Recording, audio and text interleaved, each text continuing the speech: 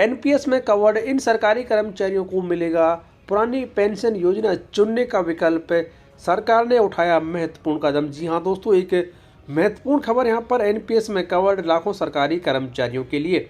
खबर के अनुसार केंद्र सरकार ने अपने कर्मचारियों को अच्छी खबर दी है। आपको बता दें कि देश में नई पेंशन और पुरानी पेंशन योजना को लेकर काफ़ी बहस चल रही है, जिसके बाद सरकार ने अपने कर्मचारियों को कुछ मामलों में पुरानी पेंशन योजना को चुनने की अनुमति दे दी है। दोस्तों, आदेश के बारे में आगे जानने से पहले सरकारी कर्मचारियों के लिए सबसे बेहतर पेंशन योजना के बारे में आपकी राय कमेंट बॉक्स में लिखकर जरूर बताएं।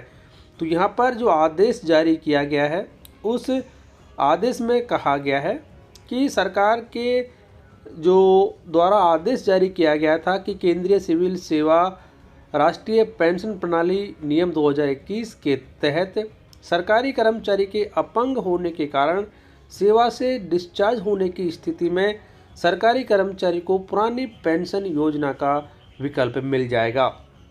Department of pension and pensioners welfare ने अपने ऑफिस मेमोरेंडम में कहा है कि इन नियमों के नियम 10 के तहत राष्ट्रीय पेंशन प्रणाली या पुरानी पेंशन योजना का फायदा इन हालातों में कर्मचारी उठा सकता है। सेवा के दौरान सरकारी कर्मचारी की मृत्यु या अमान्यता या अक्षमता के आधार पर उसे डिस्चार्ज यदि नौकरी से कर दिया जाता है तो उस स्थिति में सरकारी कर्मचारी को पुरानी पेंशन योजना का लाभ मिलेगा, जिसके संबंध में यह आदेश सरकार के द्वारा जारी किया गया है। Department of pension and pensioners welfare के द्वारा जारी नोटिफिकेशन में आगे कहा गया है कि हर सरकारी कर्मचारी जो कि एनपीएस के तहत आता है, उसे सरकारी सेवा में शामिल होने के समय एनपीएस के तहत या केंद्रीय सिविल सेवा पेंशन नियमों या केंद्रीय सिविल सेवा के तहत लाभ प्राप्त करने के लिए फॉर्म 1 में दिए गए ऑप्शन को उसे चुनना होगा। ये नियम सरकारी कर्मचारी की मृत्यु या अक्षमता के कारण बोर्डिंग या अमान्यता पर रिटायर होने की स्थिति में ही लागू होंगे। जो सरकारी कर्मचारी पहले से ही सेवा में हैं और एनपीएस का लाभ उठा रहे हैं, वह भी इस ऑप्शन फॉर्म का इस्तेमाल कर सकते हैं।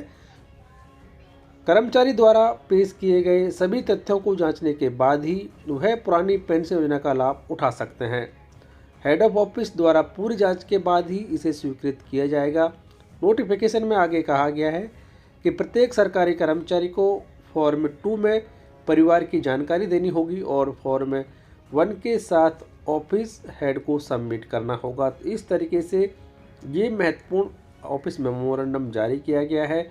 और अब यदि किसी सरकारी कर्मचारी की सर्विस के दौरान मृत्यु हो जाती है या फिर सर्विस करते हुए वो विकलांग हो जाता है और उस विकलांगता की वजह से उसे नौकरी से निकाल दिया जाता है, तो इन मामलों में सरकारी कर्मचारी को पुरानी पेंशन योजना और नई पेंशन योजना चुनने का विकल्प दिया जाएगा।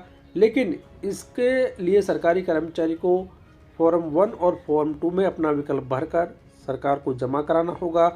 और आगे यहाँ पर ये भी कहा गया है कि जो सरकारी कर्मचारी पहले से ही नौकरी में हैं, उन्हें अगले 3 साल के अंदर अपना फॉर्म सबमिट करना होगा, यानी कि 2024 तक ये डिफ़ॉल्ट ऑप्शन सबके लिए लागू रहेगा। लेकिन उसके बाद में एक सरकारी कर्मचारी ने जो भी विकल्प ऑप्ट कर लिया है उसे ही डिफ़ॉल्ट माना जाएगा। तो इस तरीके से ये महत्वपूर्ण आदेश जारी किया गया है। इसके बारे में आपकी राय कमेंट बॉक्स में लिखकर बताएं। इस वीडियो को लाइक और शेयर कर दें, चैनल को सब्सक्राइब और बेल आइकन प्रेस कर लें हर एक लेटेस्ट अपडेट सबसे पहले देखने के लिए।